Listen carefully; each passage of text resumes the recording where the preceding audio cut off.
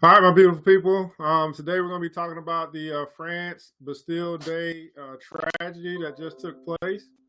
Um, Welcome to What is Truth, ERGJ here. And again, I always start here, letting you know that the National Department or National Defense Authorization Act um, has passed a bill back in 2012 that allows the United States government to use propaganda against Americans. The U.S. government has unbound the legal regulations against using propaganda against foreign audiences and American citizens. The intention is to sway public opinion by using television, radio, newspaper, social media, targeting the American and foreign people in controlled psyops, controlled psychological operations. These laws have made propaganda used to influence foreigners and United States citizens illegal. But this amendment added to the National Defense Authorization Act has passed into implementations as of this month. So basically what this means, guys, for those that do not understand, I'm going to keep preaching this to you, is that propaganda is now legal for propaganda. It's now legal for the United States government to lie to the American people and lie to its foreign audiences. Everything just about, 95% of what you see on television is propaganda. What you hear in the radio is propaganda. And you got to ask yourself, well, what are they trying to do? They're trying to sway public opinion. They're trying to push forth the establishment's agenda. The agenda, what is that? Well, it depends on the story, right? So one agenda that's going on right now is black against white. It's Black Lives Matter versus Blue Lives Matter. That's an agenda. All of the agendas are meant to have us fighting one another. So in this case, we're going to be talking about the Bastille Day attack that happened in France. Again, I don't question whether people have died because there are casualties in war. There is casualties that take place. So I pray for each and every individual and their family that may have lost life during this attack. But what I do question is the story.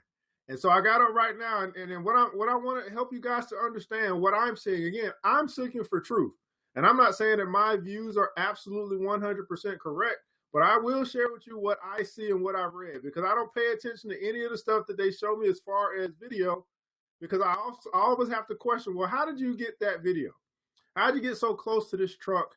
Why are you so close to someone with a gun? All these different types of questions. But when I do read the story that they put out, that the mainstream media puts out, that's when I begin to question. So what do we know so far? And so I think just from this article alone, we'll be able to find out some things. So just read, guys, read. That's what I implore you to do. Read and then ask yourself some questions. So here we go. CNN. A truck rammed into a crowd. Let me make sure you guys can see this. Okay, yeah. A truck rammed into a crowd that gathered to celebrate Bastille Day. Bastille Day is France's Independence Day celebration. And it was in Nice Thursday, killing at least 84 people, according to the French media. According to the French media. The number one thing I ask is, how does a truck ram into a crowd and kill 84 people? I just really want you to imagine this right now. A crowd of people, one truck ramming into them and killing 84 of them along a 1 mile radius. This just doesn't sound logical. I mean, if it was a bomb, yes, but a moving truck that ran over 84 people, come on, it just doesn't pass the smell test for me. Come on, guys. I mean, I'm not saying people didn't pass away, people didn't die, some people didn't get ran over, but 84 people dead from one truck? Now, here's the deal. Someone said, hey, they were shooting into the crowd and after fireworks. So let's read this part. Again, we have to read and understand. The crowd had watched a fireworks show. The fireworks show was over on the promenade, and they were leaving the area when a large white truck appeared. The driver of the truck fired a gun at people and then plowed through the crowd on the main street for more than a mile. One witness said that the truck appeared to zigzag through the crowd. Another witness said the driver appeared to accelerate when hitting people. The driver was shot and killed by police. So one person, a driver, he's driving, he's got a handgun.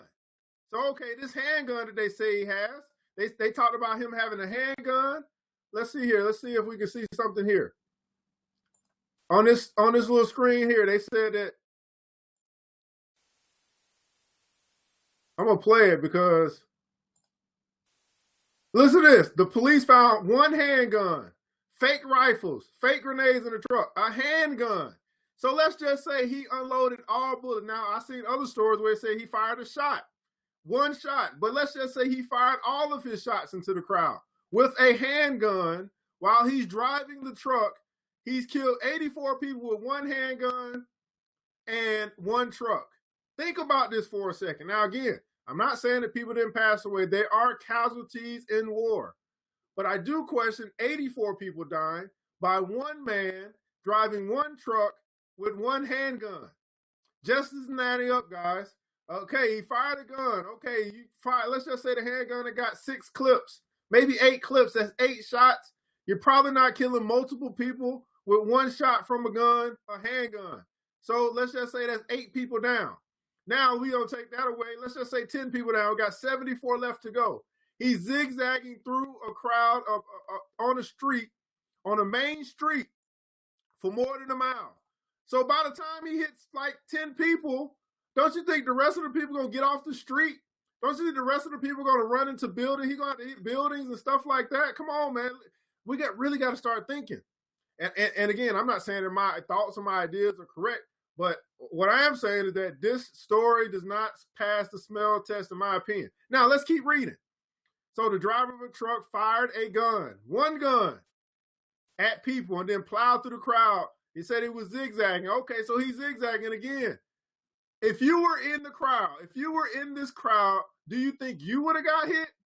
I'm 100% sure that I wouldn't have got hit. I wouldn't have been running straight to get away from the truck. I'd have been running into a building. I'd have been running, sideways. I've been running to an alley or something like that. We got to start using our brain. This truck is going 25 to 30 miles per hour. It's not going 100 miles an hour. It's not going 80 miles an hour. They say it's moving about 25 to 30 miles per hour. Now, that was in another story I read, but let's just stay on this story. Here's the rundown. First, who's responsible? Okay, one man, a 31-year-old French Tunisian, and a resident of Nice. No group has claimed responsibility, but the presidents of France and the United States are calling this a terror attack. Of course they're going to call it a terror attack. And guess what? They're going to put it on ISIS. It's always ISIS, in their opinion, that does anything like this. And of course, if you believe in ISIS, then you will go along with the story. If you believe that ISIS is nothing more than a government-contrived group, then you won't go with the story. All about what you believe about this terrorism that's taking place. Interesting. Now, the French president delivers yet another somber address. French President Hollande vowed to crack down on France's enemies and asked the parliament to extend the country's state of emergency by 3 months. So he wants the country in a state of emergency. Now, we can see the same thing coming to the United States. They're going to want this country in a state of emergency. France is afflicted, but she is strong, and she will always be stronger than the fanatics who want to strike her today. What was the scene like? 1 minute it was jubilant. The next it was devolved into chaos and carnage. Chaos and carnage. Now, of course, we're talking about chaos when you have a truck that's zigzagging down a main street, and for some strange way, the truck was able to hit 84 people. Come on, guys. This is real life Hollywood. We can't make this stuff up. And of course, it left carnage on the streets. Now, it's very interesting. You have a whole bunch of carnage, a whole bunch of people that are dead lying in the streets, and the EMTs and emergency people are just letting them lie there. Typically, they pick those bodies up and they move them along. They don't just cover them up and leave them there. But hey, again, we continue to believe the story that mainstream media propaganda, which is more, to sway public opinion by controlled psyops, psychological operations. All right.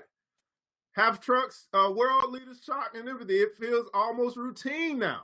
Another terror, almost routine now. Yes, of course it's routine when you're the ones who keep making this stuff happen. Your controlled psyops are almost routine now. Think about it, guys. Come on. Another terror attack results in an outpouring of condemnation against the attacker and expressions of solidarity for its victims. That's right. The agenda again, divide and conquer. Keep people in fear. You keep them in fear, you can control them. If you can control them, they won't rise up against you. They won't come against any of the things that you want to do as it relates to laws, as it relates to whatever the agenda is from the top. And I've always found that in all of these cases, All of this routine stuff that happens, guess what, guys? It's poor people that die. Poor people die. No one at the top is ever taken down in any of these terror attacks. Don't you think if the terrorists, just like we could go after Osama bin Laden, just like we can go after ISIS, don't you think they'll be coming after some of our leaders? But no, of course not. It's always the regular people, the poor people of these nations that end up dying in these controlled psyops. Now, have trucks been used as weapons before? Yes, they've been used as weapons before, but the lethality of such trucks has been relatively low until the attacks in Nice. Not only do we have to worry about truck bombs, now vehicles are used as weapons, writes Peter Burgess, CNN's analyst and security analyst. Now, here's the deal, guys. If this truck was a truck bomb, man, it'd be a lot more believable that you took out 84 people. But a truck driving on the street 25 to 30 miles per hour with a driver who has a handgun, so he's got one hand out the window shooting from his handgun. He's got fake rifles and fake grenades in the truck. Again, that's over here. So he's driving 25, 30 miles an hour, zigzagging in the street, shooting a couple rounds from a handgun, and he was able to kill 84 people. This is real life Hollywood, controlled psyops. You can't make this stuff up, guys. Now, here's what I found here at the very bottom. Again, people don't read, but now I see what the agenda or what one of the main things is in this call. So let's read this. What's the reaction in the United States? Presidential candidates Donald Trump and Hillary Clinton chimed in the France terror attack. We have to be tough, Trump said, reiterating that the United States should reverse its decision to allow Syrian refugees into the country. So that's one agenda.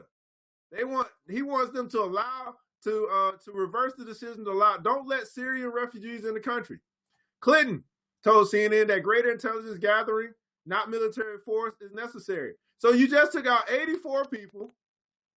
This guy, who they're going to say is with ISIS, and she's going to say we need more intelligence and not more military. But even on your own soil, where only 5 cops were slain, you're going to say you need military. Do you see the contradiction in these people?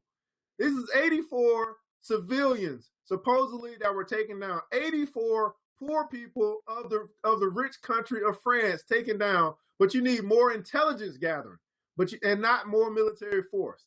Interesting. Now, here's the other part. So we got one say you want to reverse the decision of the Syrian refugees. They tell us, listen, they tell us this stuff in plain sight. The truth is in plain sight. They're telling us exactly what the U.S. agenda is, because either Donald Trump or Hillary Clinton is going to become the next president if we have a next president, and they're telling us the agenda that they're going to roll out. Trump is going to say, hey, no, he wants to put forth a global message that no more Syrian refugees are allowed into the country. Clinton is going to say, hey, we need to put more of our money behind intelligence gathering and not military force. Do you see?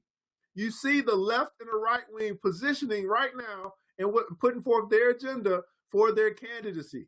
Now, former House Speaker Newt Gingrich, here, look at this. He wants the United States to test and deport every person with a Muslim background who believes in the Sharia law.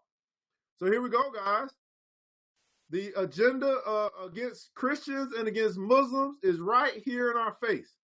Wants the United States to test and deport every person with a Muslim background who believes in Sharia law. We can't make this stuff up, folks.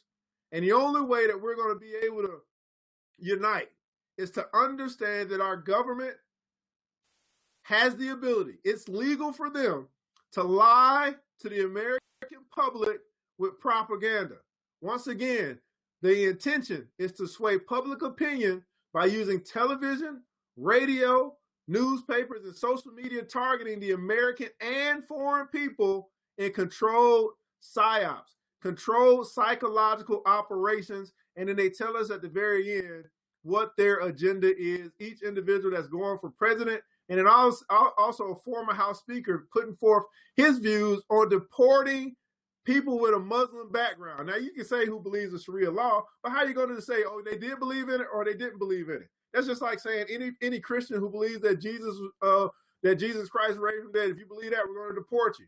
Well, You can believe in Jesus, but not necessarily believe he was raised from the dead, or he was crucified on the cross. Who's gonna determine what you believe?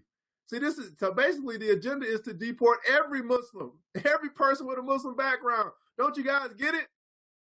All right, this is ERGJ. This is my views, my initial views as going on with the Bastille Day in France. It's very terrible that people had to lose their life for what I believe is a controlled psyop to sway the public opinion, to get us talking about, we won't talk about this shooter and this truck. We're going to talk about, obviously, the people that were slain, which is unfortunate. I pray for them, but I'm telling you guys, this is not the end. They told us in their story that this is routine. It is almost routine now. Remember that. And as I said, these are my views. Feel free to leave your comments. I have no problem with people leaving comments on what you thought. I know some people are going to say it's disrespectful, distasteful, but I'm not in my emotions. I'm thinking logically here, and I'm reading what they wrote, and I'm trying to understand what the message that they're trying to convey to us. People have died, yes. I grieve for those people and their families, yes. But I also understand that many of the things that go across our news is nothing more than propaganda to push forth the agenda of division. Hey, leave your comments. If you like this video, hit like so I know you want me to do more of these things to help us all. I'm just trying to do my part to seek truth. And the only way that you can seek truth is first you have to have some curiosity. Curiosity will spur you to start looking for truth. And as you do that, seek and you shall find. Have a good day.